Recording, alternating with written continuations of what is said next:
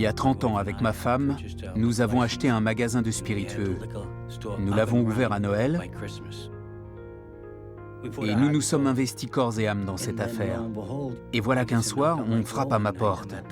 J'étais dans notre appartement et ma femme était en bas au magasin. J'ai ouvert, c'était Kevin Weeks et Whitey Bulger. Je n'avais aucune idée de ce qu'ils voulaient. Il m'a dit, on a un problème. Comment ça? On a été engagé pour vous tuer. J'étais complètement interloqué. Écoutez, les autres débits de boissons nous ont engagés pour vous flinguer. Ça me paraissait surréaliste. Je ne savais pas quoi penser, j'étais abasourdi. Alors il a continué. Mais voilà ce qu'on va faire. Au lieu de vous tuer, on va devenir vos associés. Non, je cherche pas d'associés. Bulger me fixait droit dans les yeux. Et il grinçait des dents comme ça. T'as pas compris?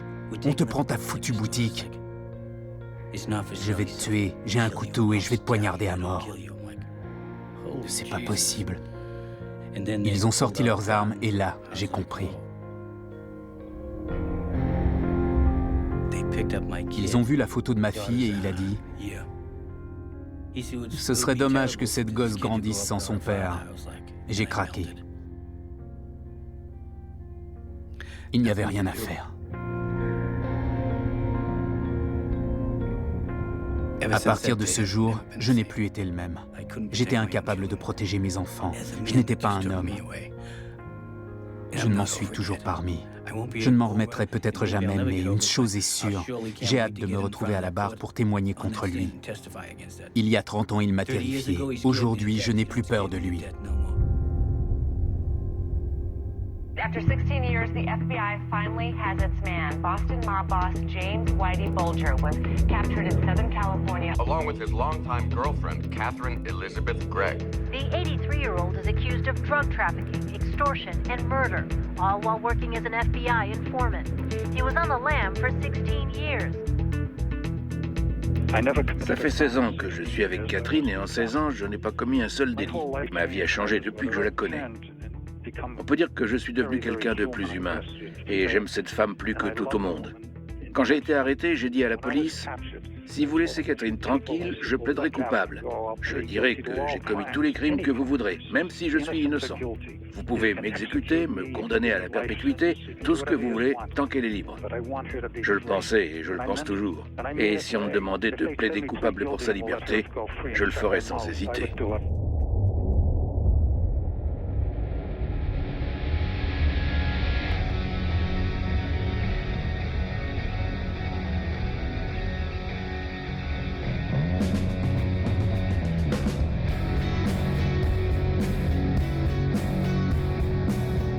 It's been a long time coming. After 16 years on the lam and 2 years in custody, the criminal trial of James Whitey Bulger began today at the John J. Moakley Courthouse in South Boston, just blocks away from Whitey's former home turf. This is what it looked like here at the courthouse earlier this morning. A police escort and several black SUVs roll up to federal court. Behind the tinted windows, James Whitey Bulger, who is back in Boston to face 19 charges of murder in the same city he's accused of terrorizing as a gang boss. Some of the victims' families also arriving today, hoping to see justice done after waiting almost 30 years. Je suis heureux que ça commence enfin. Ça faisait longtemps qu'on attendait ça, très longtemps. On se retrouve à la sortie. Qu'allez-vous ressentir dans la salle d'audience? J'en sais rien. Je crois que j'aurais envie de vomir. Prosecutors described James Whitey Bulger as the center of mayhem and murder in Boston for 30 years, as the boss of Boston's notorious Winter Hill Gang, a man so dangerous that he joined Osama bin Laden at the top of the FBI's most wanted list. C'était un gang impitoyable. Les victimes d'extorsion se retrouvaient avec le canon d'un fusil dans la bouche ou pointé vers leur entrejambe. On leur montrait des housses mortuaires avant que Bulger ne les harcèle. Ces types semaient la terreur. Dans les années 70-80, des gens disparaissaient tous les jours. Un tel n'est pas revenu chez lui, il est mort, et on ne retrouvera jamais son corps. Brian Halloran, mort. Michael Donahue, mort. Il y avait des cadavres partout. Et tous étaient liés à ce gang de pourris de South Boston.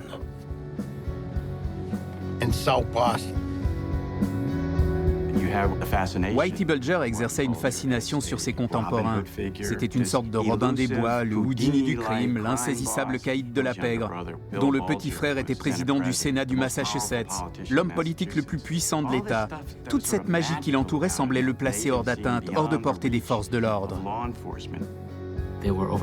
James Bulger a régné sur le crime organisé pendant plus de 25 ans. Il n'a jamais été inculpé pour le moindre délit, même mineur. Le département de la justice n'a rien fait pour le poursuivre.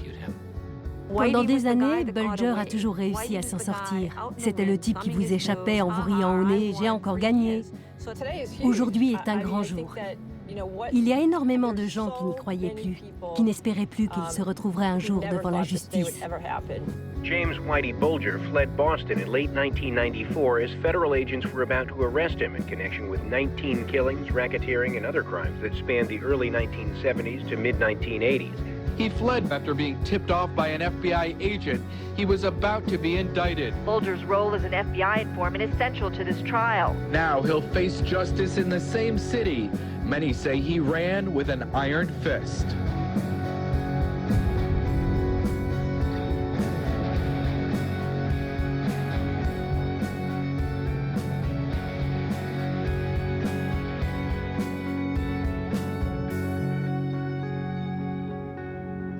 Je sais qu'aujourd'hui, on est le 12 juin. Mais ces derniers jours, je t'ai perdu.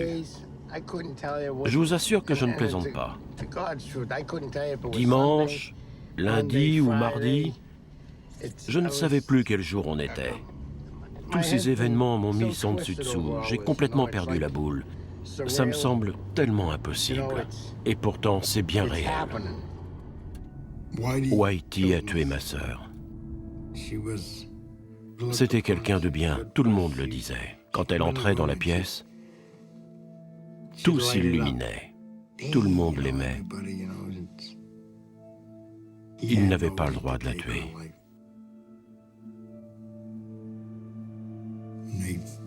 Ils lui ont arraché les dents et coupé les mains.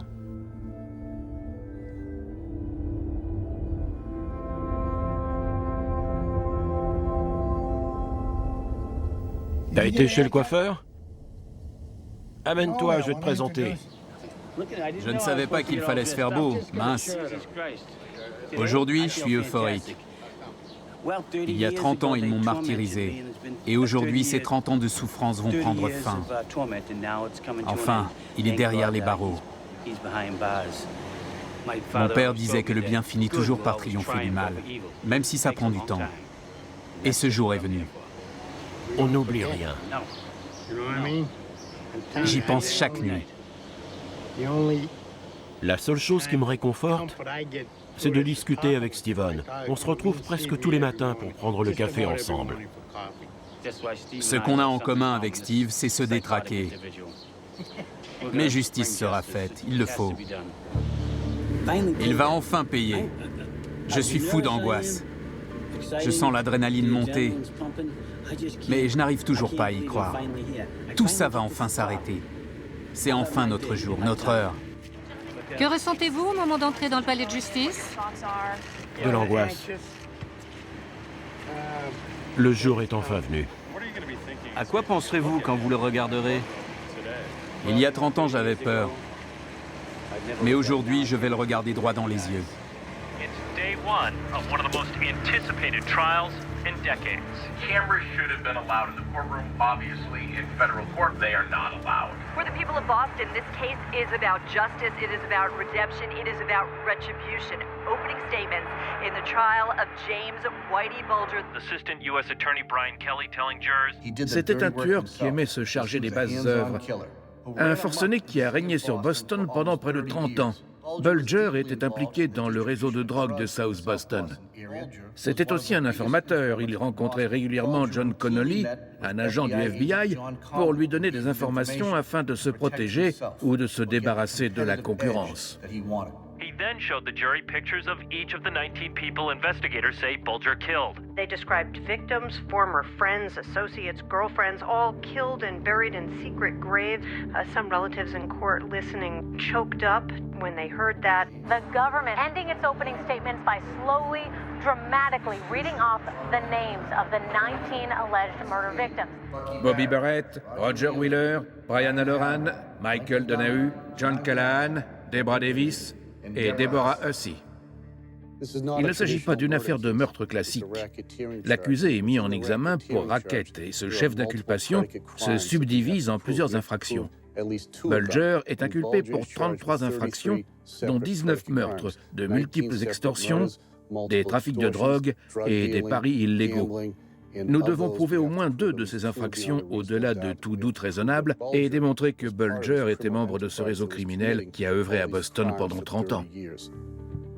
Defense attorney J.W. Carney stunned the courtroom, admitting for the first time that Bulger was involved in drug trafficking. James Bulger était impliqué dans le trafic de drogue, l'industrie du jeu et le prêt usuraire. Voilà quels sont ses crimes.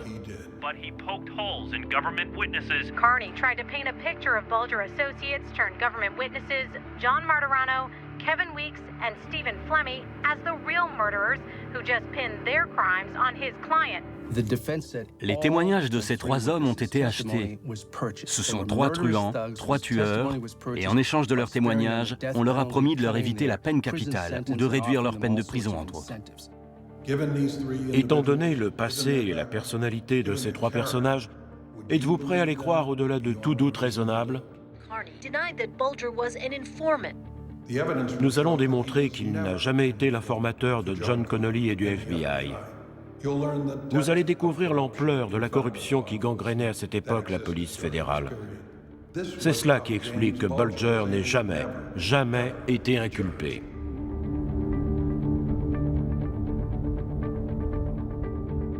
Ce qui rend ce procès extraordinaire et hallucinant, c'est que la défense veut démontrer que Bulger n'était pas un informateur, alors même que ce n'est pas un chef d'inculpation.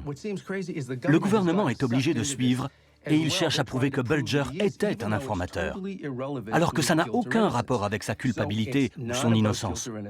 Donc ce qui est au cœur de ce procès, c'est l'honneur de Bulger. Il veut prouver qu'il n'a jamais été une balance, comme on dit.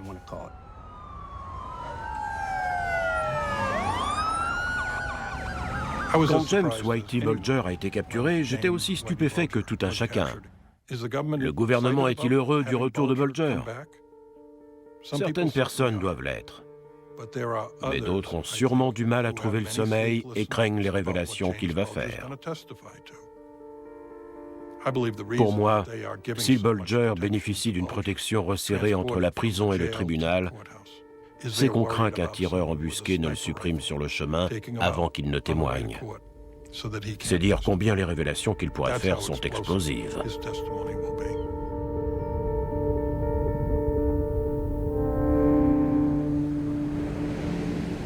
Voilà le monde de Whitey. Il vivait avec Cathy à Squantum. Si on poursuit jusqu'à 9 km de là, jusqu'à Castle Island, c'est ce qu'on appelle South Sea, le quartier sud de Boston. C'est là qu'il a commis la plupart de ses crimes. Il a tué des gens ici, il les a enterrés là et il retournait dormir là-bas. C'est son univers. J'ai grandi à South Boston et même quand j'étais gamin, je savais que Whitey Bulger était le caïd. Il a eu beaucoup de chance.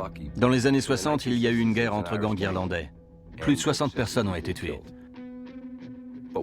Whitey était en prison à ce moment-là, sinon il est très probable qu'il aurait été parmi les victimes. En sortant de prison, il est allé voir Howie Winter, le chef du gang de Winter Hill, l'une des organisations les plus puissantes de la région en dehors de la mafia. Il a dit à Howie, « Il faut arrêter cette guerre. Trop de gars meurent et on perd de l'argent. » Howie a été très impressionné par Whitey, surtout parce qu'il avait été emprisonné à Alcatraz. Pour des gens comme vous et moi, ce qui fait bien sur le CV, c'est d'avoir étudié dans une grande université comme Stanford. Dans ce milieu, être passé par Alcatraz, c'est la même chose. Howie a trouvé que Whitey avait l'âme d'un chef. Il a donc servi de médiateur pour faire la paix avec un autre gang de South Boston, les Mullen. Or, les Mullen étaient en train de gagner cette guerre. Ils pensaient qu'ils allaient pouvoir se tailler la part du lion et la démarche d'Howie leur a coupé l'herbe sous le pied. Il a annoncé qu'il allait avancer l'argent pour financer les prêts usuraires, des paris illégaux, et que c'était Bulger qui allait gérer tout ça. Les Mullen ont dit « Tu plaisantes ou quoi ?» On était en train de gagner. Et Tommy King, un membre des Mullen, a déclaré « On aurait dû tuer Whitey quand on en avait l'occasion, ça va nous retomber sur la figure. »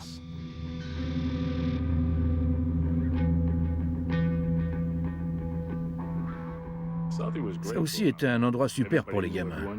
Il y avait beaucoup d'entraide, tout le monde se connaissait. On n'était pas riches, mais on profitait à fond de ce qu'on avait. Mes deux frères sont partis à l'université et j'étais le seul garçon de la maison. Je savais me battre, j'étais plutôt adroit, alors j'ai commencé à faire videur dans les bars. J'ai atterri au Triple O's. C'est un bar de quartier, un troquet interlope. C'est là que j'ai rencontré Jim Bulger et Steve Flemmi. J'avais 18 ans. Jim était comme mon grand frère, il m'a enseigné les codes, j'ai appris énormément à ses côtés. J'ai commencé à travailler avec lui. Au départ, je tabassais les récalcitrants. Et puis, peu à peu, je suis passé aux paris, aux prêts et aux extorsions. Je faisais les extorsions avec lui et je me faisais pas mal d'argent. Ma vie a basculé quand j'ai été impliqué dans mon premier meurtre, un double homicide. Là, j'ai su que je ne pouvais plus faire marche arrière. Alors je me suis dit, si je dois rester là-dedans, autant le faire bien. Je vais devenir le meilleur du milieu.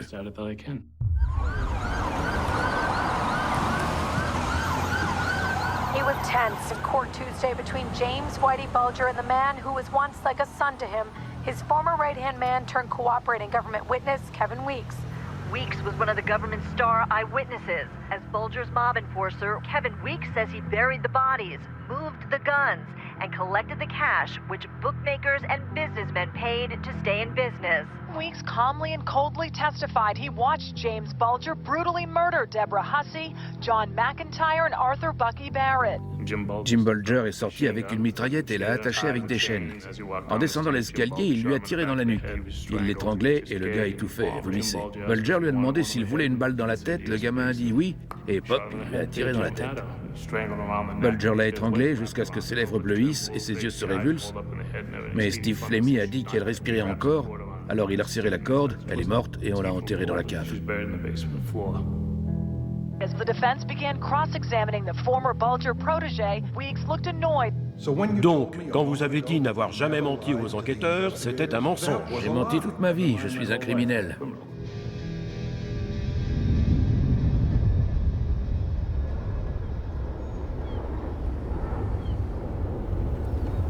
C'est ici que Whitey venait marcher et fixait ses rendez-vous. Ils ont fait la loi trop longtemps, ça n'aurait jamais dû arriver. C'est de la folie pure. J'ai passé une grande partie de ma carrière à traquer le crime organisé. J'ai vu Bulger monter en grade au sein du gang de Winter Hill. Avec Steve Flemmi, ils en ont pris le contrôle. En 1980, un jeune agent qui travaillait avec moi enquêtait sur un réseau de voitures volées. Il a été inspecter un garage de North End. Sur place, il a reconnu pas mal de personnalités du crime organisé. Il m'a appelé, je suis allé voir par moi-même et on a décidé d'ouvrir une enquête. Le garage se trouvait là, juste après ce camion. On a réquisitionné un appartement en face et on a surveillé l'endroit pendant 4 mois, 24 heures sur 24. Et on a vu James Bulger et Stephen Flemmi. Tous les grands noms du crime organisé de Nouvelle-Angleterre sont passés dans ce garage. On voyait défiler des gens qui venaient payer leur dû, leur protection, toutes les victimes d'extorsion en fait. Ils étaient en contact quotidien avec les chefs de la mafia de Nouvelle-Angleterre, la famille Angelo, les patriarcats. Personne n'avait jamais assisté à ce genre de rencontre. On ne savait pas qu'ils travaillaient ensemble. Pour un policier, c'est le jackpot. Je me suis demandé ce que faisait la police de Boston et le FBI. Pourquoi personne d'autre n'était sur le coup? Ils étaient tous là et menaient leurs affaires au grand jour. C'était très surprenant. Nous, on a tout filmé, jusqu'à avoir assez d'éléments pour demander au juge un mandat pour placer le lieu sur écoute. On a installé nos micros, tout fonctionnait. Le lendemain matin, l'une des premières conversations qu'on a écoutées disait « La police assure vraiment sur l'autoroute de Turnpike ». On a compris tout de suite qu'on avait été découvert. Quelqu'un les protégeait. On savait qu'on s'était fait avoir, mais on ne comprenait pas comment. Et puis un soir, un inspecteur de la police de Boston a rencontré John Morris du FBI lors d'un enterrement de vie de garçon. Morris était ivre, et il a raconté qu'il savait que la police avait mis le garage de Lancaster Street sur écoute, et que la pègre était au courant elle aussi. J'étais stupéfait. Comment quelqu'un d'extérieur à notre groupe avait-il pu l'apprendre? Ça ne tenait pas debout.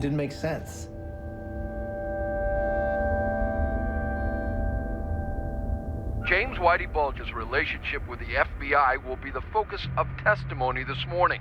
Former FBI Supervisor John Morris is expected to take the stand. He was head of the FBI's Organized Crime Squad during the 70s and 80s, overseeing former agent John Connolly. Morris claims that he and John Connolly shielded James Bulger from prosecution. In addition to hearing Morris on the stand today, federal prosecutors plan to discuss James Bulger's alleged 700-page FBI informant file. Pour comprendre l'affaire Bulger, il faut connaître la jeunesse du programme Top Echelon du FBI, qui visait à enrôler des informateurs au plus haut niveau pour détruire la mafia italienne.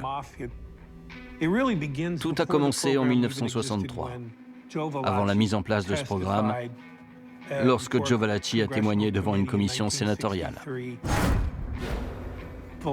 Valachi a décrit par le menu les 5 familles mafieuses de New York.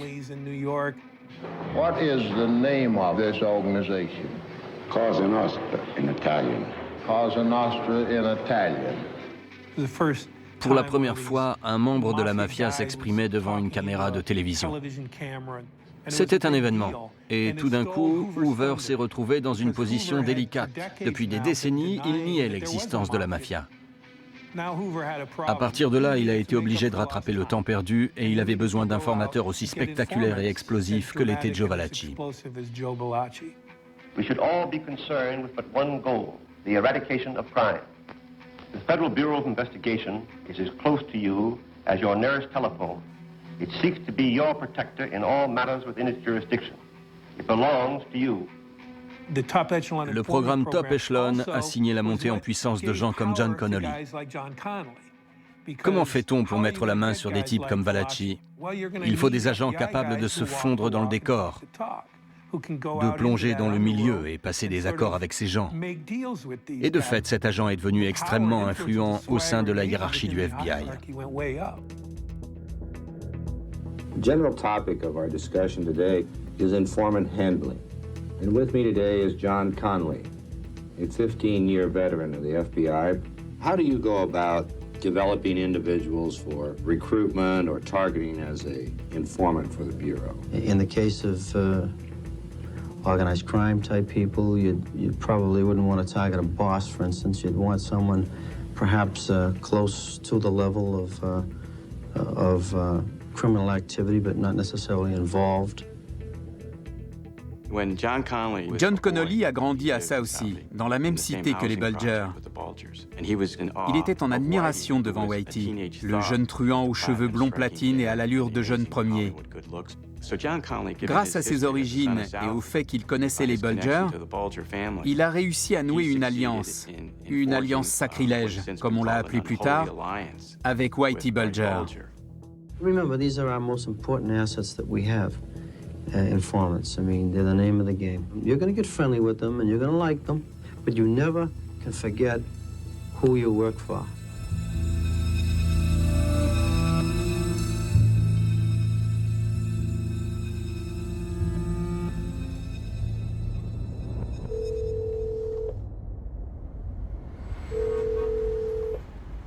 Oui. J'ai Monsieur Bulger au téléphone. Passez-le-moi. Merci de me rappeler. J'avais une ou deux questions à vous poser. Bien sûr. La première, c'est que vous me dites depuis le début que vous n'avez jamais été un informateur. C'est exact. Vous ne l'avez jamais été de toute votre vie. Jamais. Quand j'étais adolescent, j'ai souvent été tabassé au poste de police et je n'ai jamais rien dit. Après, j'ai braqué des banques, on m'a arrêté et j'ai plaidé coupable pour obtenir la libération de ma copine. J'ai écopé de 20 ans de prison, c'était ma première condamnation. En prison, avec d'autres, on a planifié notre évasion. Ça a foiré et l'un des types m'a donné. Moi, j'ai tout nié en bloc.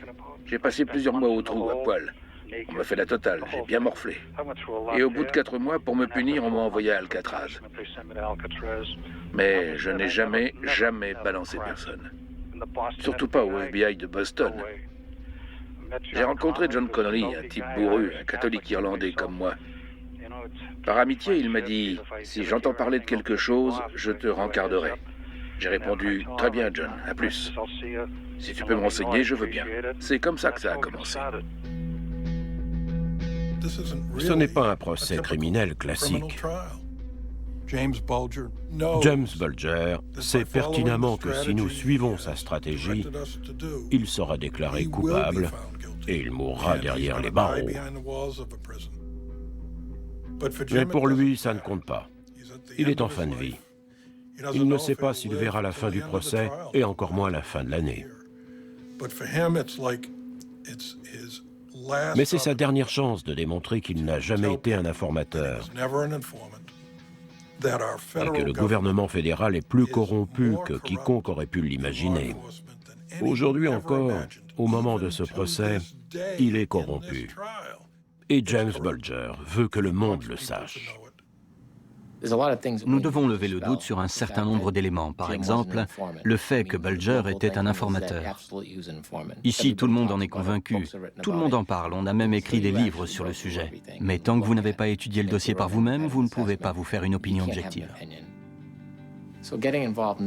En travaillant sur cette affaire, j'ai eu la possibilité de parcourir le dossier qui est en possession du gouvernement et semble démontrer que James Bulger était un informateur. J'ai vu des choses qui m'ont paru suspectes et j'ai voulu l'examiner plus en détail. Pour m'aider, j'ai fait appel à Daryl et je lui ai demandé d'étudier le dossier par elle-même afin de se forger sa propre opinion sur la validité du document. J'étais impatiente de m'y mettre et de voir ce qu'il contenait. Mais j'étais sceptique. Il me paraissait impossible que ce dossier de 700 pages d'allure très officielle soit une pure invention. À première vue, il semblait plutôt fiable. Mais au fil des pages, j'ai remarqué des répétitions qui m'ont paru étranges.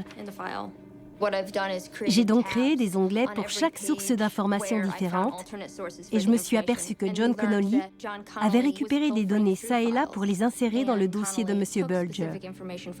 Il s'agissait de transcriptions d'écoute, de conversations téléphoniques, d'articles de journaux, de mémos internes du FBI. Et la majeure partie de ces renseignements venait de dossiers d'autres informateurs. Normalement, un dossier du programme Top Echelon doit contenir des informations uniques et singulières qui peuvent aboutir à une mise en examen. Ici, j'ai trouvé plusieurs fois les mêmes informations reprises par des sources différentes. Ça ne cadre pas avec le profil d'un informateur de haut niveau. Je prends cette page datée du 29 mai 1981. Il est écrit que selon 1544, la mafia a éliminé un type il y a plusieurs semaines. Et son cadavre est dans le coffre d'une voiture.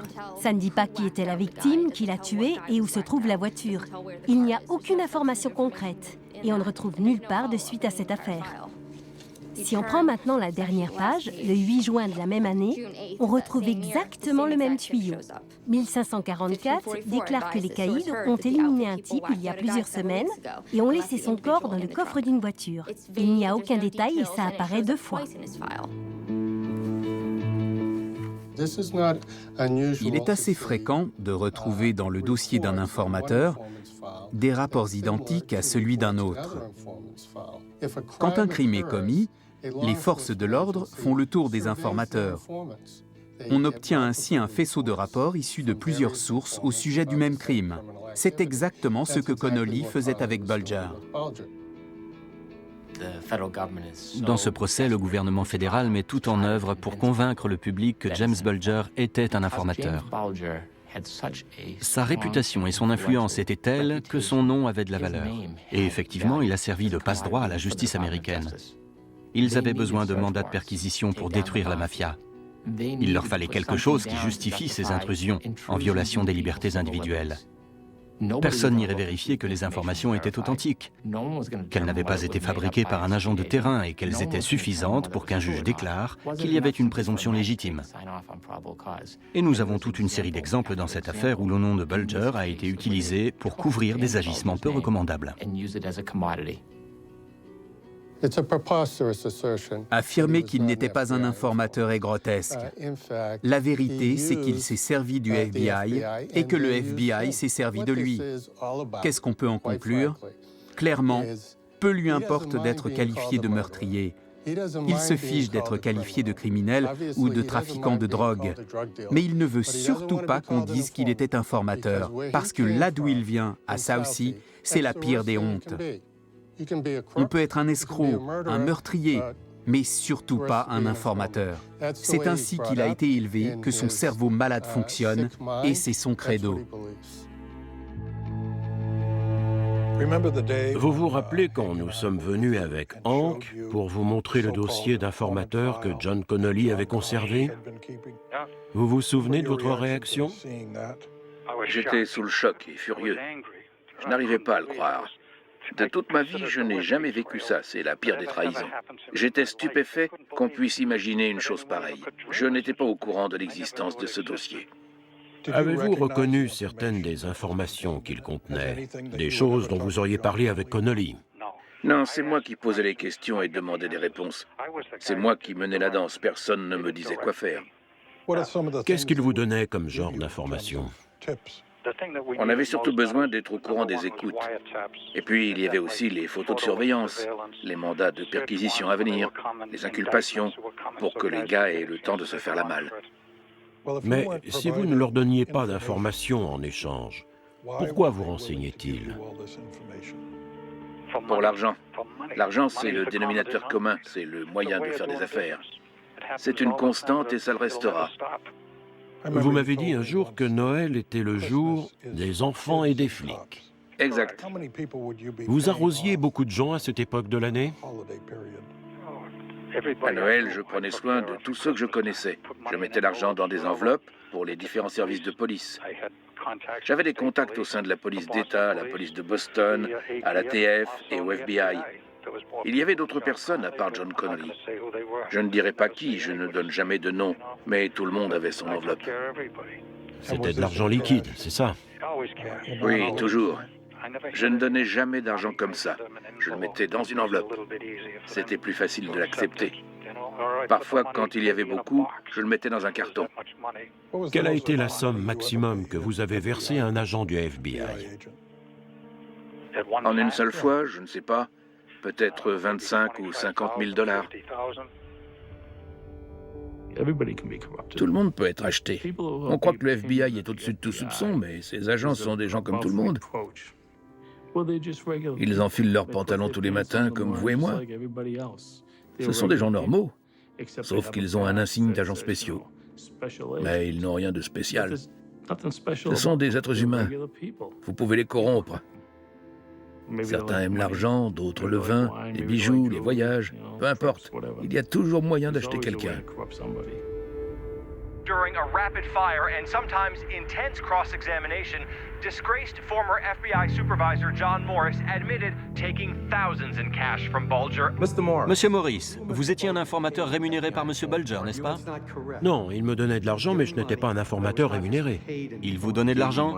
Oui. Des cadeaux? Oui. Comme cette caisse de vin reçue de Monsieur Connolly dans les sous-sols du FBI? C'est exact. Vous l'avez jetée? Non, je l'ai gardée.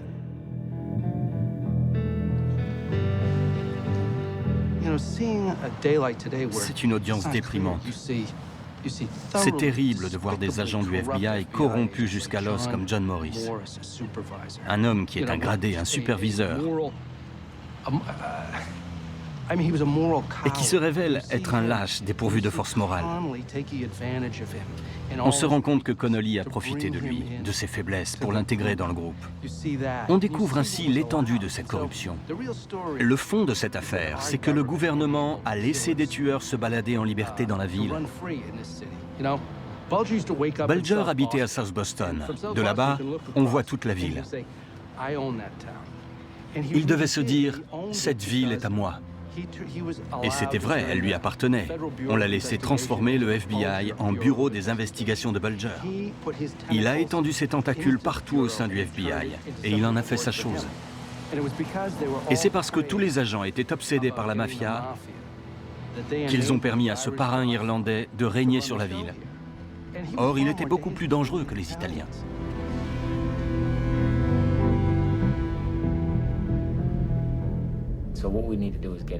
On va commencer par expliquer un peu le fonctionnement interne du FBI et le rôle de gens comme M. Connolly et M. Morris. Plus on peut vous garder longtemps à la barre, mieux c'est. J'espère que ça permettra d'illustrer tous vos efforts et montrer un visage positif des forces de l'ordre. Vous vous êtes aperçu qu'il y avait un problème, vous avez tenté de faire quelque chose pour sauver des vies, mais comme cela ne correspondait pas à l'objectif visé, vous avez été réduit au silence. Je peux être franc avec vous? Je pense que toute cette affaire est une mystification. Je crois qu'à un certain moment, ils se sont retrouvés complètement dépassés et leur réussite était si intimement liée au nom de Bulger qu'il fallait donner une légitimité à ce dernier. Il fallait en faire l'informateur qui leur avait fourni tous ces renseignements. C'est l'origine de ce mythe. J'ai eu une carrière très riche. J'avais travaillé sur le crime organisé et traqué des fugitifs, et quand cette affaire a éclaté à Boston, on m'a dit que sur place, on avait besoin de quelqu'un qui avait mon profil. Ma mission était de comprendre quelles étaient les relations entre la police de l'État du Massachusetts, la police de Boston, la police locale et le FBI, et comment il se faisait qu'ils ne s'entendaient pas. Ils avaient des conflits territoriaux. La police d'État reprochait au FBI de pactiser avec les criminels, parce qu'ils avaient vu Connolly et Morris avec Bulger et Flemmi. Et ils en avaient conclu que les agents du FBI avaient des agissements suspects. Comme on l'a su plus tard, c'était bien le cas. Mais à l'époque, on ne le savait pas. J'ai donc été interroger Bulger pour évaluer sa légitimité ou sa pertinence. J'arrive devant chez lui et il m'ouvre la porte. Il porte une casquette de baseball, des lunettes de soleil et un débardeur. Je lui tends la main, mais il ne la prend pas. Ça commençait bien. Je regarde ma main vide et je le suis. L'appartement est sombre. On va dans une pièce du fond et je lui explique. Bulger, je suis venu pour comprendre ce que vous faites pour nous. Alors, qu'est-ce que vous nous rendez comme service? Ma question l'a mis en colère. À ce moment-là, Connolly apparaît. On était censé avoir une conversation privée, tous les deux. Ça m'a rendu furieux. Je l'ai regardé, il m'a fait « Salut Fitzy, c'est gaz ?» Et là, je me suis dit, bon, ça sent mauvais. On parvient tout de même à avoir la conversation prévue à son sujet, et il me dit qu'il n'est pas un informateur. Il a ses propres informateurs, et il les paie. Pas le contraire. Il me dit aussi qu'il est le chef de gang, qu'il dirige un gang et qu'il ne témoignera pas. Tous ces éléments m'amènent à la conclusion qu'il faut l'enlever de la liste des informateurs. Si vous êtes un informateur du FBI et un chef de gang, cela signifie que le FBI valide le gang. C'est comme s'il en était membre ou qu'il participait aux décisions. Pour moi, Bulger constitue un problème. Il faut l'exclure, s'en débarrasser. C'est ce que je dis à mes patrons en revenant. Et à partir de là, ça coince. On me demande plus ou moins de la fermer. Je ne suis pas autorisé à évoquer le sujet. J'étais alors une toute jeune journaliste et je couvrais cet énorme procès de la mafia à Boston. C'était l'affaire du siècle. Le FBI avait mis sur écoute le quartier général d'un certain Jerry Angiolo, dans le North End. C'était le lieutenant de la mafia et il s'occupait de tout à Boston. Lui et ses frères, tous les chefs, ont été mis en examen. Le procès a duré 8 mois et on a déballé les preuves de meurtre et de corruption. Il y avait des enregistrements de Jerry Angiolo se vantant de meurtre, mais on l'entendait aussi parler de 2 types dévoués à la famille et prêts à tuer n'importe qui, Whitey et Stevie. Ce procès a été un triomphe pour le FBI. Ils ont balayé la mafia de Nouvelle-Angleterre. Elle était décimée. Yesterday, a federal grand jury sitting at Boston returned a 20-count indictment charging 7 individuals, including Gennaro Angiulo. Les gros bonnets du FBI de Boston étaient des héros, et John Connolly était le roi de la fête. C'est lui qui avait le plus d'informateurs haut placés. La mafia éliminée, il y avait un vide. Whitey Bulger et Steve Fleming se sont engouffrés dans la brèche. J'ai demandé à Jerry O'Sullivan, le chef de la force d'intervention contre le crime organisé, pourquoi il ne s'en prenait pas à Whitey et Stevie. Vous vous êtes débarrassé de la mafia, mais il reste ces types. Il m'a répondu, ils ne sont pas aussi dangereux. La mafia est une organisation internationale. Whitey n'est qu'un voyou local. Notre équipe ne s'attaque qu'aux gros poissons. Or, Whitey était en train de devenir un client sérieux.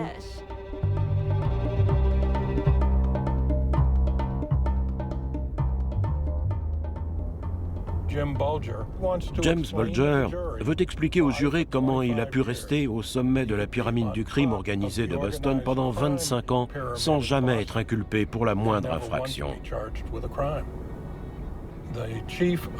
Le chef de la force d'intervention contre le crime organisé, Jeremiah O'Sullivan, lui a promis qu'il ne serait pas mis en examen pour un crime au niveau fédéral s'il rendait un petit service au gouvernement. Et ce service ne consistait pas à devenir un informateur, c'était autre chose. Nous n'avons jamais révélé cette information, mais Jim le fera pendant son procès s'il passe à la barre. J'ai rencontré en secret le plus haut gradé de la force d'intervention, Jerry O'Sullivan, le procureur fédéral. Il était inquiet parce qu'on voulait le tuer. Il a dit qu'il avait des ennuis et qu'il avait besoin d'aide. J'étais embêté pour lui, alors je lui ai dit « Ok, je vais m'en occuper, mais on ne se rencontrera pas et je vais m'occuper de ça à ma façon. Si ça vous convient, marché conclu. » Qu'est-ce que Sullivan vous a promis? Il m'a promis la chose suivante. Il m'a dit « Whitey, je suis soulagé. Je suis sous ta protection et tu es sous la mienne. Tu n'as pas à t'inquiéter d'être inculpé pour un crime fédéral ou ce genre de choses. À partir de maintenant, je suis de ton côté. Je te protégerai et tu me protégeras. » C'est ce qui s'est passé. Bulger affirme qu'il a sauvé Jeremiah O'Sullivan d'un danger imminent. Probablement une vengeance de la part de la mafia à qui il venait de porter un coup fatal. Il ajoute que ce marché, conclu avec O'Sullivan, l'avait été sur la base d'une relation personnelle. Il devait le protéger de tout danger en échange de l'immunité pour ses crimes passés et à venir. John Connolly a déclaré que Bulger et O'Sullivan s'étaient jurés de rester loyaux l'un envers l'autre. C'est un sujet assez crucial, mais personne ne l'a abordé. Personne n'y a même fait allusion pendant le procès. Le gouvernement ne le souhaitait pas. On aurait abouti à une situation assez étrange, dans laquelle le bureau du procureur fédéral à Boston, c'est-à-dire l'instance même qui mène l'accusation contre Bulger, aurait eu à évoquer ses propres liens de corruption avec Bulger, et il n'était pas clair là-dessus. L'idée qu'un procureur fédéral dise à une grande figure du crime organisé qu'il peut tuer à volonté, homme ou femme, riche ou pauvre, à Boston, en Floride ou dans l'Oklahoma, en échange d'assurer sa sécurité, est complètement absurde. C'est tellement ridicule que je suis à court de mots pour qualifier cette idée loufoque. Today, they called to the stand former number 2 in the FBI's Boston office, Agent Bob Fitzpatrick. Ce qui m'embête, c'est que toute cette affaire est basée sur les témoignages de gens que j'ai essayé de mettre en prison. Le système judiciaire a été récupéré par Bulger et par Fleming. C'est un fait. Il n'en reste pas moins que certaines personnes sont coupables au FBI, de même qu'au département de la justice. Alors il faut que j'y aille pour dire la vérité. Former FBI agent Robert Fitzpatrick started at the Boston office in 1981 and said the atmosphere was tense. As assistant special agent in charge, Fitzpatrick evaluated James Bulger's role as an informant. Fitzpatrick said Bulger surprised him by saying he was not an FBI informant, that he was never paid anything by the FBI to provide information. Fitzpatrick recommended closing Bulger as an informant, but headquarters thought Bulger was too valuable in its quest to bring down the mafia. After several hours on the stand, prosecutors began a tough cross-examination of Fitzpatrick. First question. Vous aimez inventer des histoires, non? Non. Vous avez pourtant prétendu avoir arrêté le caïd de la mafia, Jerry Angiolo. C'est la vérité. At one point, Assistant U.S. Attorney Brian Kelly said, "Are you on medication?" Fitzpatrick said, "Yes."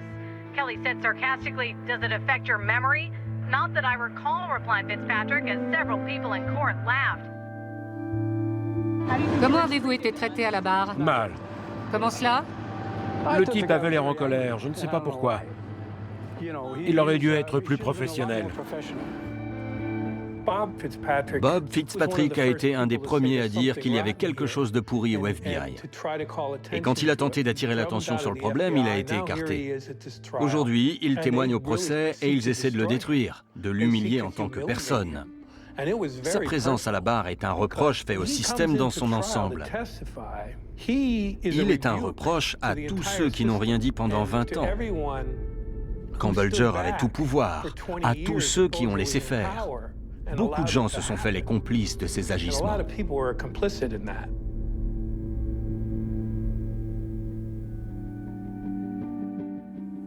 Nous savons qu'il existe un lien entre le département de la justice et la réussite de James Bulger. Mais personne ne veut révéler cette histoire.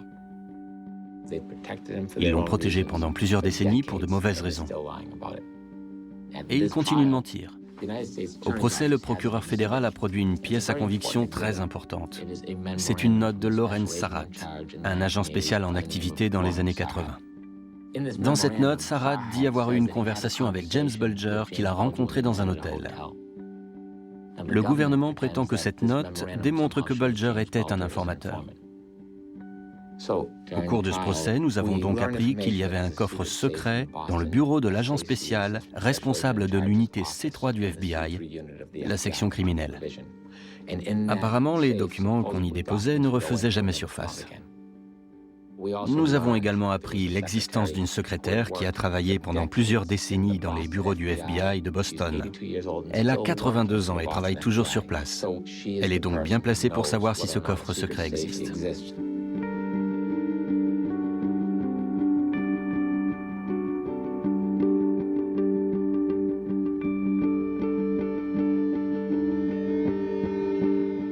Quand nous avons appelé cette secrétaire à témoigner, un nouveau document a mystérieusement fait surface et les procureurs ont dit aux jurés et au public « Cette note est authentique ». Ils l'ont affirmé au procès.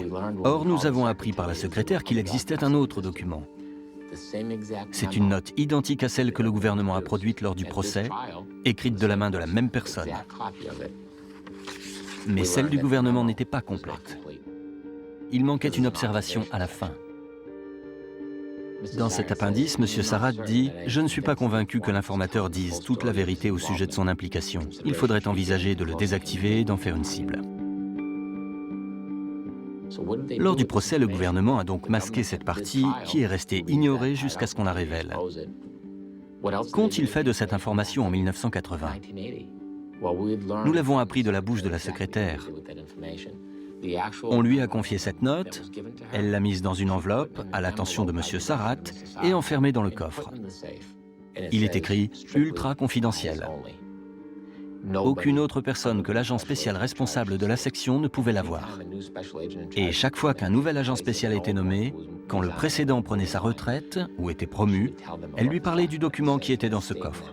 Il est resté dans le coffre pendant des années tandis que les responsables se succédaient. Finalement, l'un d'eux a dit « Il faut s'en débarrasser ou on va être tous virés ». Qu'y avait-il dans ce document qui pouvait leur faire perdre leur emploi ? Simplement que James Bulger était un informateur ? N'était-ce pas plutôt qu'il n'était pas un informateur ? Il savait que Bulger aurait dû être poursuivi, or il était protégé.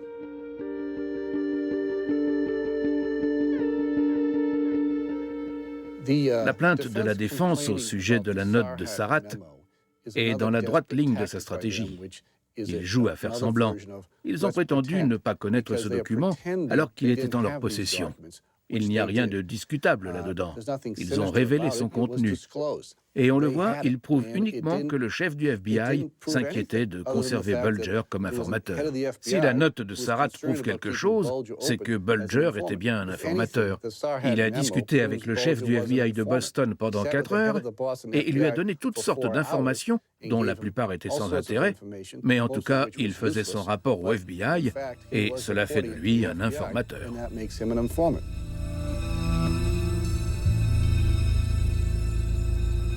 The latest twist in the trial of James Whitey Bulger. On Tuesday, Stephen Rakes was dropped from the witness list. Rakes had been set to testify, but prosecutors told him he was no longer needed to take the stand.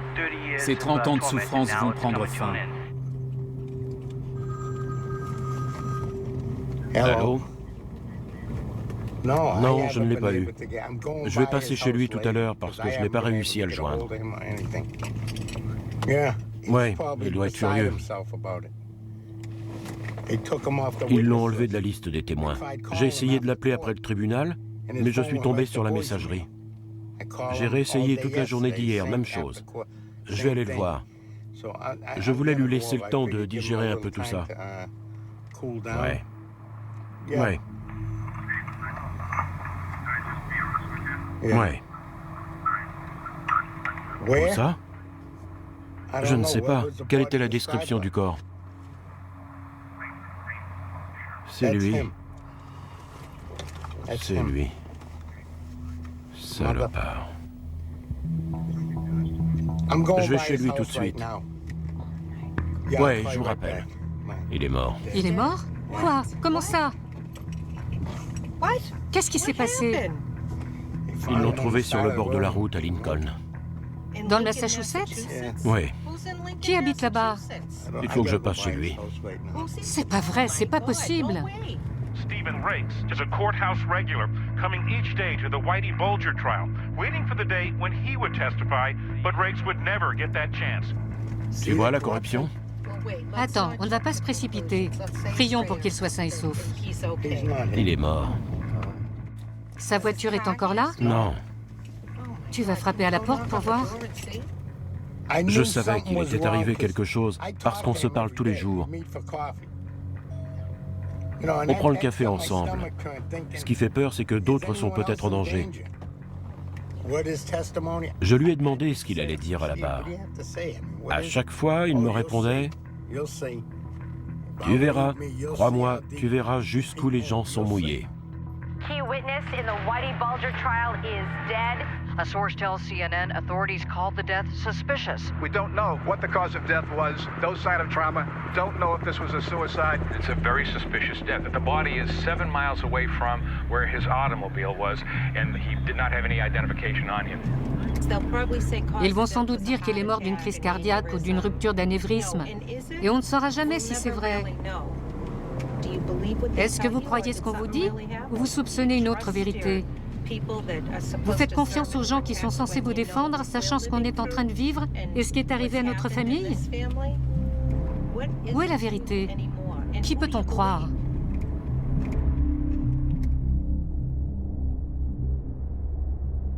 Prosecutors put former hitman John Martirano on the stand to prove that Bulger's reign was murderous. Martirano was perhaps the most feared member of Bulger's Winter Hill Gang. Testified he was James Whitey Bulger's chief executioner. Killing was routine. In all, Martirano murdered at least 20 people. Martirano served just 12 years in prison as part of a deal with federal prosecutors. The confessed murderer was asked about a number of killings he committed, including the killing of Roger Wheeler, the president of World High Line in Oklahoma. Les meurtres du Jai Alai sont au cœur de l'affaire. Ils montrent la façon abjecte dont la situation a évolué. C'est sordide. Il a tué en plein jour, devant un club sportif, à 2 pas d'une piscine, sous les yeux des enfants qui nageaient. Qui était Roger Wheeler? Le propriétaire du Jai Alai, un club de jeux. Des jeux, des paris? Oui. Je n'ai jamais aimé les paris. Mais la banque de Boston lui a proposé cette affaire à reprendre, ce Jai Alai. Et j'ai souvent posé la question à mon père. Il me disait que le FBI garantissait que tout se passait dans les règles. Il était géré par des agents à la retraite spécialistes du crime organisé qui gardaient la mafia en dehors de tout ça. Wheeler achète donc la société World Jai Alai. Et il ne le sait pas, mais elle est déjà infiltrée par la mafia et reliée à Winter Hill. Le World Jai Alai a engagé John Callahan, un ami de Johnny Martorano, comme président, et Paul Rico comme responsable de la sécurité. Rico était un ancien agent corrompu du FBI qui avait été impliqué dans la guerre des gangs et était lié au Winter Hill. C'est Callahan qui a eu l'idée de s'entendre avec Rico pour tuer Wheeler, puis d'aller voir sa veuve pour acheter le Jai Alai. Ils en seraient les propriétaires et l'argent reviendrait au Winter Hill. Paul Rico a réactivé ses contacts au sein du gang. Callahan m'a demandé d'éliminer Roger Wheeler. Comment avez-vous réagi? Je voulais m'assurer que tout le monde était d'accord. Quand vous dites tout le monde, à qui faites-vous référence? Whitey et Stevie. Ils ont dit qu'ils étaient avec nous et qu'ils nous aideraient.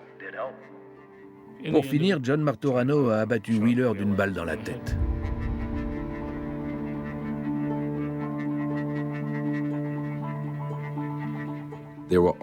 En Oklahoma, il y avait des agents honnêtes qui voulaient élucider le meurtre de Roger Wheeler. Whitey Bulger et Flemmy étaient impliqués. Mais le FBI de Boston a menti au FBI de l'Oklahoma en disant qu'ils n'avaient rien à voir avec l'affaire, qu'ils avaient vérifié leurs alibis. C'était un mensonge. Et au final, les meurtriers n'ont pas été inquiétés. Pour vous, le FBI est tout aussi responsable que Bulger de la mort de votre père.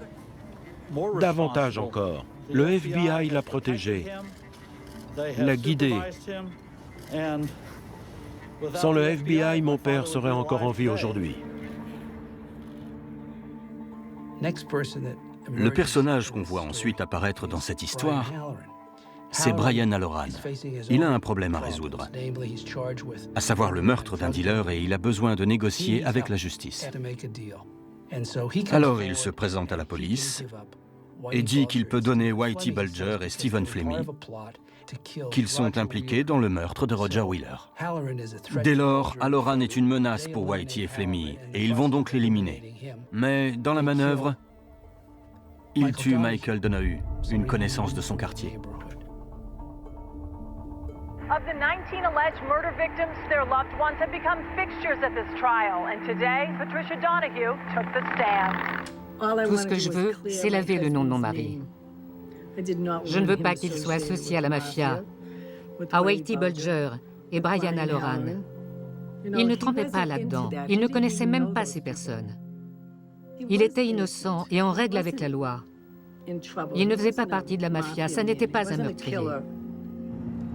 Mike avait 32 ans quand il a été tué. Il allait avoir 33 ans la semaine suivante. C'est Whitey qui a appuyé sur la gâchette. Mais je tiens aussi le FBI pour responsable. Il savait ce qui allait arriver. C'est Whitey qui passe. C'est pas une blague, regarde. Je parie que c'est lui. On se retrouve au tribunal, espèce de voyou. Michael Donahue a été assassiné pour le simple fait d'avoir proposé à un voisin, Brian Halloran, de le ramener chez lui. Mon client l'ignorait, mais Brian Halloran coopérait avec le FBI et il était sur le point de révéler que James Bulger était impliqué dans le meurtre de Roger Wheeler. Après le meurtre de Wheeler, Halloran se présente chez nous. Il veut parler. Je lui donne le statut d'informateur et il nous dit que c'est Bulger et Flemmy qui ont fait le coup. Donc j'ouvre une enquête pour meurtre visant Bulger et Flemmy. Maintenant, il faut bien voir ce qui se passe. Halloran nous livre un coupable. Il nous dit que ce type est le meurtrier de Wheeler, que Bulger a tué Wheeler. C'est inespéré, un vrai coup de chance. Il devrait être heureux. Il, ce sont le département de la justice et le chef de la force d'intervention, Jerry O'Sullivan. Or, ils ne le sont pas. O'Sullivan dit qu'il ne veut pas qu'Halloran bénéficie du programme de protection des témoins. Mais pourquoi? Alors je passe par-dessus O'Sullivan et je vais voir le procureur fédéral Bill Weld. Et je lui dis, écoute, on a un gros problème. J'ai un informateur du nom d'Halloran qui veut nous dire qui a commis ce meurtre et O'Sullivan ne souhaite pas qu'il soit protégé comme témoin. J'ai dit à Weld qu'il allait se faire éliminer. Au même moment, au FBI, John Morris informe John Connolly que Brian Halloran va révéler l'implication de Bulger. Morris savait que Connolly allait immédiatement transmettre l'information à Whitey Bulger. Et c'est ce qu'il a fait. On a appris par le FBI que Brian Halloran coopérait avec le bureau au sujet du meurtre de Wheeler. Alors Jim Bulger, Steve Lemmy, moi et d'autres, on est partis à sa recherche.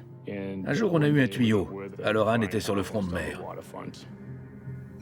Michael Donahue se trouvait sur une jetée de South Boston. Il voulait emmener l'un de ses fils à la pêche et il était venu chercher du poisson pour servir d'appât. À son retour, il s'est arrêté pour prendre une bière.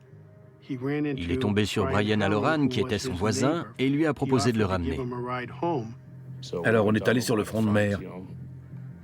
On est monté en voiture avec les armes et tous nos gars. Je suis parti devant et je me suis assis dans la rue en face du bar pour m'assurer que Brian Halloran était bien là. Quand il est sorti, j'ai appelé Jim Bulger. Sa voiture s'est arrêtée au niveau de Halloran et il l'a abattu. Michael Donahue était une victime collatérale. Il ne devait pas être tué. La cible, c'était Halloran. Mais il se trouvait avec Halloran. Voilà ce qui arrive quand on veut traîner avec des gangsters et des petits malins.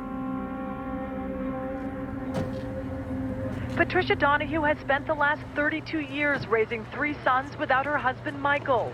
Today she finally faced his alleged killer, James Whitey Bulger. C'était le jour de la fête des mères et Tommy venait de faire sa première communion. J'étais dans la cuisine. J'ai entendu un flash d'information à la télé à propos d'un règlement de compte dans la pègre. Je n'y ai pas prêté attention, ça ne me concernait pas. Mais en jetant un œil sur l'écran, j'ai aperçu la voiture, j'ai dit « Mais on dirait sa voiture !» J'avais le cœur qui battait, j'étais comme perdue. Et je me disais « Où est-il? Il faut que j'aille le rejoindre, il va mourir seul. J'ai tellement de choses à lui dire. » Personne n'est venu avant 22 heures, et quand ils m'ont emmené à l'hôpital, il était déjà décédé. Quelques jours plus tard, les agents du FBI se sont mis à me harceler. Ils m'ont accusé d'avoir une liaison avec un ami de mon mari qui était de passage chez nous. J'étais abasourdie. Pendant des mois, ils ont surveillé ma maison. Ils étaient là dehors. Et je leur demandais « Comment ça va? Vous avez trouvé des informations sur mon mari ?» « Non, pas encore. » Alors qu'en fait, ils savaient depuis le début. J'étais anéantie. Je n'aurais jamais cru le gouvernement capable d'une chose pareille. On pense les connaître et on se rend compte qu'ils ne sont pas ce qu'on croit. Bulger et Flemmy ne sont plus seulement suspects dans le meurtre de Wheeler, mais aussi dans ceux de Halloran et Donahue. Et rien ne se passe. Le FBI décide de rechercher John Callahan. Il faut l'interroger, il est mouillé lui aussi. C'est un ami de Brian Halloran qui est impliqué dans le meurtre de Roger Wheeler. Il le recherche pour l'interroger, et voilà qu'il est assassiné. Là encore, il n'y a aucune suite. Et qui le FBI de Boston envoie-t-il pour interroger Bulger et Flemmy? John Connolly, leur référent, parce qu'il est forcément impartial, n'est-ce pas? Le FBI n'a jamais été de notre côté. Après le meurtre de mon père, il leur a fallu 4h30 pour venir chez nous en informer ma mère. Elle ne savait pas si mon père était encore en vie. Ils ont couvert le meurtre de mon père. Ils ont pratiquement aidé à monter le coup. C'est une honte. Pour moi, le FBI est pire que la mafia. C'est la pire famille du crime organisé du monde. Ils peuvent faire ce qu'ils veulent, changer la loi quand ça les arrange et on n'a pas intérêt à venir les embêter. On en a été témoins. Qu'avez-vous ressenti à la barre quand vous avez regardé Whitey Bulger dans les yeux? Je l'ai regardé, mais lui, bien sûr, il avait les yeux ailleurs. Alors pour moi, c'est un lâche. Il peut tuer des gens, mais il n'est pas capable de regarder ses victimes en face. C'est un lâche. Vous avez dit que ses avocats vous donnaient des réponses. C'est exact, tout à fait. Et M. Carney vous pose des questions qui sont destinées à avantager Whitey. Est-ce que ça vous met dans une position difficile? Les questions que M. Carney a posées à ma mère sont celles que le gouvernement aurait dû lui poser. Vous avez remarqué comme le ministère public a tenté de bloquer chacune de ces questions? Ils ne veulent pas qu'on sache quoi que ce soit. C'était flagrant. Carney posait des questions qui nous aidaient à comprendre. Et c'est l'accusation qui nous bloque. Où est-ce qu'on va, là?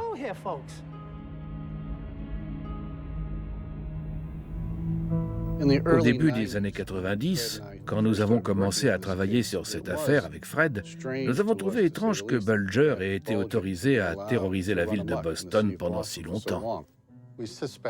On soupçonnait Bulger d'avoir des relations avec le FBI et de s'en servir pour éviter d'être poursuivi. C'est dans cet état d'esprit que nous avons ouvert l'affaire et que nous l'avons ciblé. Nous avons travaillé avec Tom Foley ainsi que Tom Duffy de la police d'État. On a décidé de suivre l'argent et de le cibler dans la pyramide des bookmakers. Grâce à nos informateurs, on a mis des gars sur écoute et on a pu remonter la filière, toute l'organisation jusqu'au plus haut niveau, là où tous les paiements arrivaient, c'est-à-dire dans les mains de Bulger et Flemmi. Il nous a fallu 4 ou 5 ans pour y arriver, et en 1995, on a pu prononcer une première inculpation pour racket. Fred a encaissé pas mal de coups au cours de ces dernières années, et il a eu le courage de tenir tête au système. Brian Kelly aussi. Il y avait beaucoup de gens au sein du bureau du procureur qui niaient l'évidence. Ils ne voulaient pas que cette affaire sorte et ils ont annoncé « On va attendre et lancer une enquête conjointe avec le FBI ». Je savais que c'était une tactique pour temporiser. Alors je leur ai dit « D'accord, c'est comme vous voulez. Mais la position de la police d'État sera que vous avez eu l'occasion de le mettre en examen et vous ne l'avez pas fait. » Ils ont donc eu une petite réunion avec le procureur fédéral et en sortant ils ont dit « Bon, on va le mettre en examen. » Mais ils ont insisté pour que le FBI participe à l'arrestation. La police d'État devait se charger de Flemmi et le FBI a dit qu'il s'occuperait de Bulger. Dans la soirée du 5 janvier, on a mis la main sur Flemmi. On l'a arrêté dans une rue de Boston et on en a informé le FBI. À vous de capturer Bulger. Mais ça s'est terminé là. Ils n'ont pas eu Bulger. Ils ne savaient pas où il se trouvait. Et il s'est écoulé 16 ans avant que James Whitey Bulger ne réapparaisse.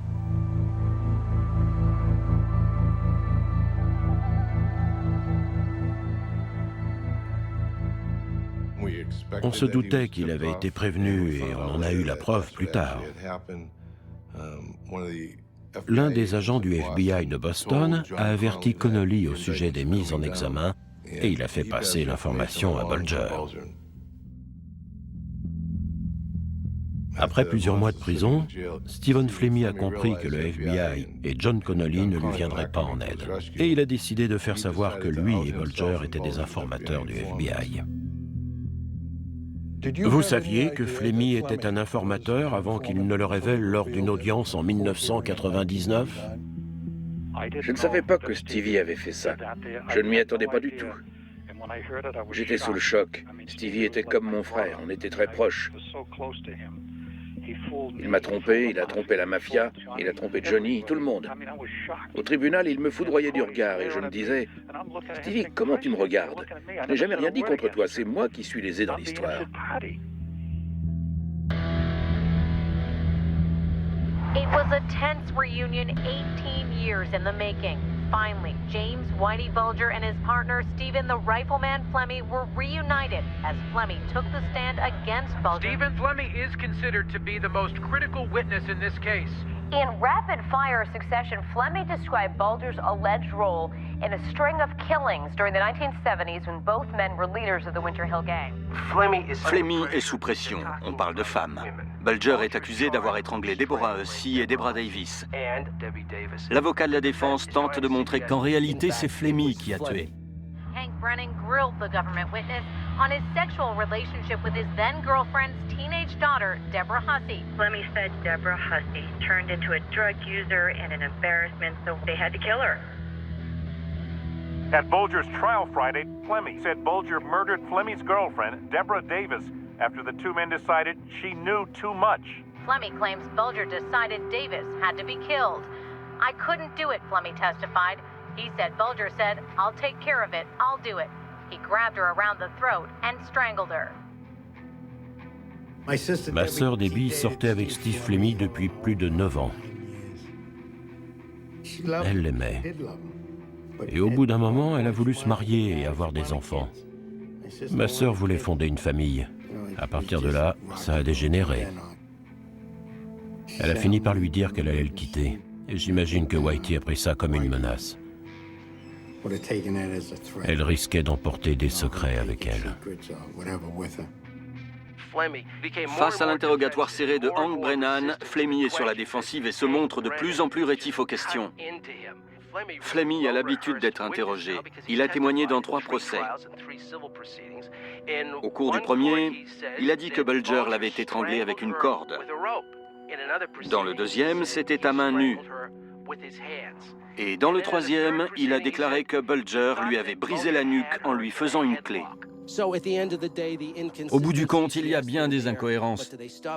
Sont-elles assez graves pour empêcher Bulger d'être condamné? Il semble que non.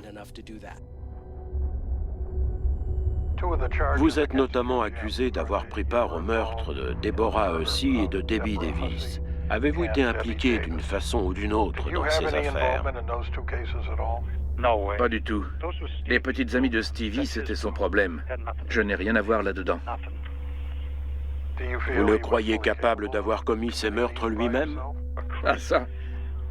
Vous savez, un des types lui a posé une question sur un meurtre. Il a répondu qu'il avait du mal à s'y retrouver dans le nombre de gens qu'il avait tués. Il avait besoin de voir la liste. Sans ça, il ne savait plus de quel meurtre il s'agissait. Ce type est marteau. Je crois que Stevie a une case en moins. Whitey Bulger n'admet pas qu'on dise qu'il a tué ces 2 femmes. Et il ne veut pas qu'on le prenne pour un informateur. Son objectif n'est pas d'être acquitté, mais de modifier la version en vigueur pour lui substituer celle qu'il défend depuis des années. Sa version, c'est qu'il est un gentil méchant. C'est un gangster qui a des scrupules, un criminel qui a des principes. Et les gangsters qui ont des scrupules n'assassinent pas les femmes pour les enterrer dans des caves. Les criminels qui ont des principes ne dénoncent pas leurs amis. Today could end up being an extremely interesting day for the trial of James Whitey Bulger. The big question is whether or not Whitey himself will take the stand. Will James Whitey Bulger take the stand? Everybody's waiting on bated breath to find out. My prediction is he will testify. He looks so bad if he doesn't. C'est un grand jour, le dernier du procès. Je veux qu'il sache qu'on le soutient, quelle que soit sa décision. S'il veut témoigner, je suis avec lui. S'il ne le souhaite pas, je comprends parfaitement. La défense espérait pouvoir opposer l'immunité de Bulger, une immunité qui lui avait été accordée par l'ancien procureur fédéral. Mais avant l'ouverture du procès, ils ont été informés que le juge ne l'autorisait pas à l'évoquer devant le jury. Il est donc privé d'un atout majeur. L'argument utilisé par le juge est intéressant, et c'est assez pratique. Parce que Jeremiah O'Sullivan est mort, et il n'existe pas de preuve écrite de cette immunité. In courtroom 11, a moment of high drama. Whitey's lawyer stood up and said, the defense rests. Ernie says Bulger will not take the stand. When the judge asked if he made that choice voluntarily, he stunned everyone. I'm making the choice involuntarily, Bulger said. Because I feel that I've been choked off from having an opportunity to give an adequate defense and explain about my conversation and agreement with Jeremiah O'Sullivan. For my protection of his life. In return, he promised to give me immunity. And as Judge Casper said, she already ruled Bulger's immunity claim was inadmissible. He said defiantly, as far as I'm concerned, I didn't get a fair trial, and this is a sham. And do what you want with me. That's it. That's my final word. At that point, Patricia Donahue rose from her seat and yelled, "You're a coward." J'ai crié « Tu es un lâche », parce que c'est ce qu'il est. Cet homme prétend qu'on lui a garanti l'immunité, ce qui lui donne le droit, pense-t-il, de tuer des gens. Et à présent, il se plaint d'avoir eu un procès injuste. Et il blâme le département de la justice. Mais il ne va pas à la barre pour tout dire. Si tu penses que le gouvernement ne t'a pas rendu justice, alors lève-toi et parle. En fin de compte, cette prétention à l'immunité de Bulger était ridicule. Quand il a eu l'occasion de la présenter, il ne l'a pas fait. C'est l'une des pièces dans son jeu de faux-semblants. Je vais faire semblant de vouloir témoigner. Je vais faire semblant d'avoir l'autorisation de tuer. Je vais faire semblant de ne pas être un informateur.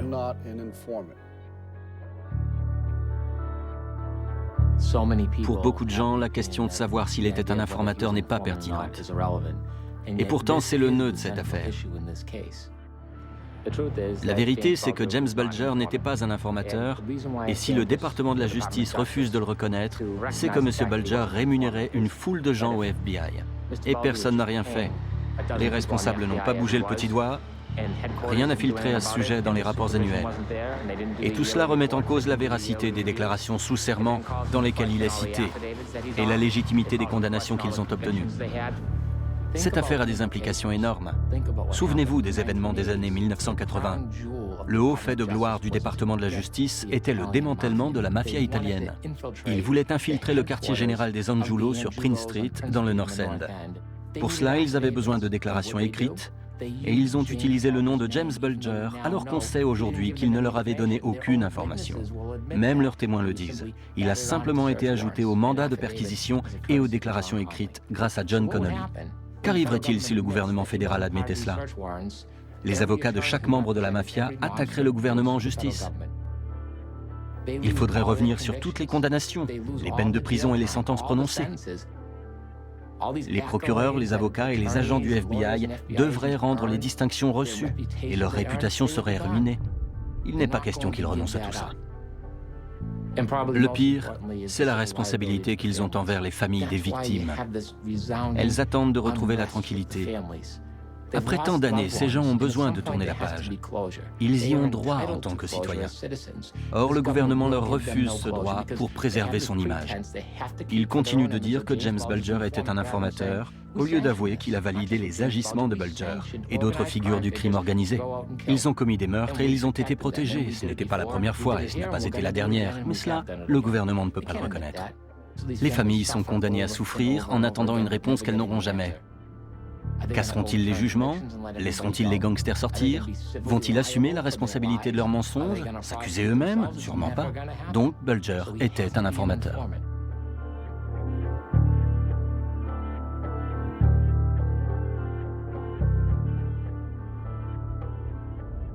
Le procès Bulger s'achève aujourd'hui. Pour le procureur et les avocats de James Whitey Bulger, c'est la dernière occasion de convaincre les jurés de leur version des faits. Avec nous ce matin pour en parler, David Boiry. Bonjour.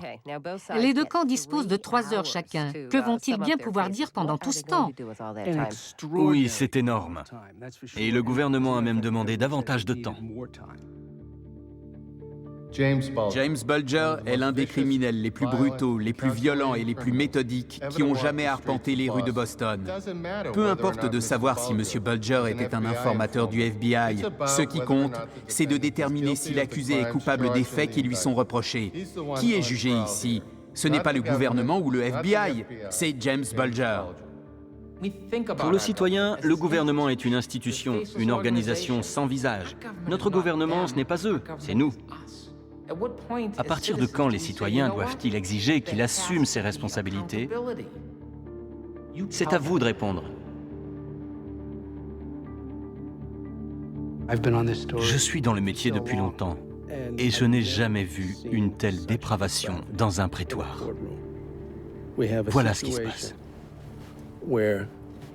Un organisme gouvernemental a décidé que pour atteindre son but, un but qui en lui-même était sujet à caution, ils allaient s'arroger le droit de vie et de mort sur leurs concitoyens.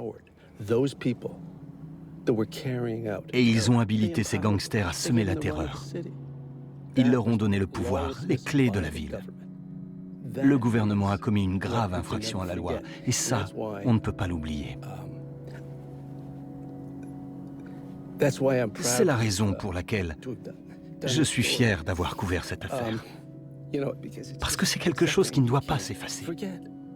Ce souvenir est très important. Ici, c'est un acte politique et je crois qu'en tant que journaliste, il faut entretenir le souvenir, même quand d'autres voudraient oublier.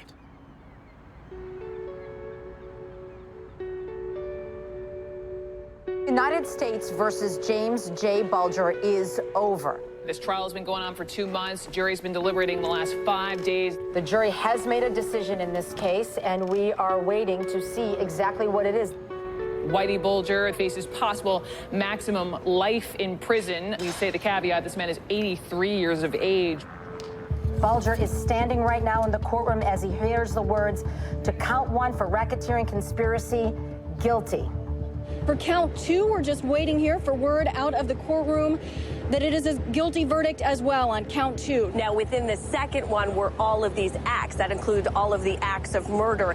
Racketeering Act number 1, that was not proven. For Racketeering Act number 2, we're hearing that is not proved. Racketeering Act number 3, not proved. Number 4, not proved. 5, not proved. Narcotics distribution conspiracy. That is proved. The extortion of Stephen Stippo Rakes and Julie Rakes. People have been waiting on this. That is proved. The conspiracy to murder Roger Wheeler, proved. The murder of John Callahan is also proved. Next, the murder of Brian Halloran, proved. Then we have the murder of Michael Donahue. Proved. Murder of Deborah Hussey, proved. The next one, very important for Stephen Davis, the murder of Deborah Davis, no finding. Whitey Bulger was convicted on 31 out of 32 counts of racketeering, conspiracy, murder, extortion, and other charges. But the jury found that the government only proved the murders of 11 of Bulger's 19 alleged victims. Mais le jury a condamné Bulger pour, et le chiffre c'est 31. Il a été acquitté sur un chef d'accusation. Le procès a livré son lot de surprises et de rebondissements, mais au final, c'est une déception. Les journalistes comme moi et les principaux intéressés qui suivent l'affaire Bulger depuis plusieurs décennies espéraient que ce procès allait clore l'ère Bulger et mettre un terme définitif au système qui avait rendu Bulger possible. De ce point de vue, on est loin du compte. Avec la condamnation de James Bulger, nous espérons que ce jour marque la fin d'une ère sombre dans l'histoire de Boston. Tout ça, c'est de la foutaise. C'est pour ça que ce procès est une imposture. Les fédéraux ont eu le feu vert. Personne ne surveille leurs agissements. Les médias ferment les yeux tout en tâchant de faire croire au public qu'ils veillent. Ces journalistes mangent dans la main des agents du FBI et ensuite, ils écrivent des livres à succès. Ils sont cul et chemise avec eux. La seule chose dont on peut être sûr, c'est que ça marche. La machine à condamner fonctionne. On ne retient pas les leçons du passé. Il est impossible d'avoir un procès équitable. Le système en place ne va pas changer. Il ne changera jamais. Jamais. Whitey Bulger est un meurtrier violent et vénal, mais il a reçu les pleins pouvoirs du FBI. Et le FBI a pu agir parce qu'il avait l'aval du département de la justice. Pour moi, le département de la justice continue de tout faire pour couvrir le FBI et minimiser l'ampleur de la corruption qui le ronge. Voilà comment on traite les citoyens de ce pays quand des agents du FBI protègent les tueurs qui vous ont ravi vos proches. Vous n'avez pas envie de savoir ce qui s'est vraiment passé? La raison pour laquelle ils ont agi de cette manière?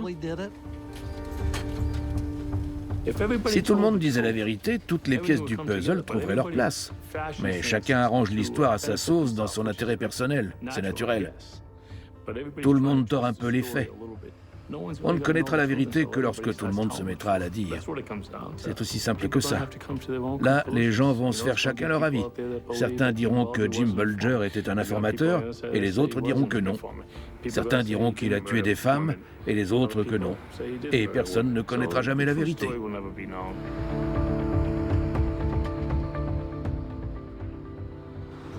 Aujourd'hui, beaucoup de familles ont obtenu justice, mais d'autres n'ont pas eu cette chance. Je pense à elles et je lève mon verre à leur santé. On ne vous oublie pas. Il y a une personne qui devrait être là et qui nous manque. Saluons tous Stevie Rakes.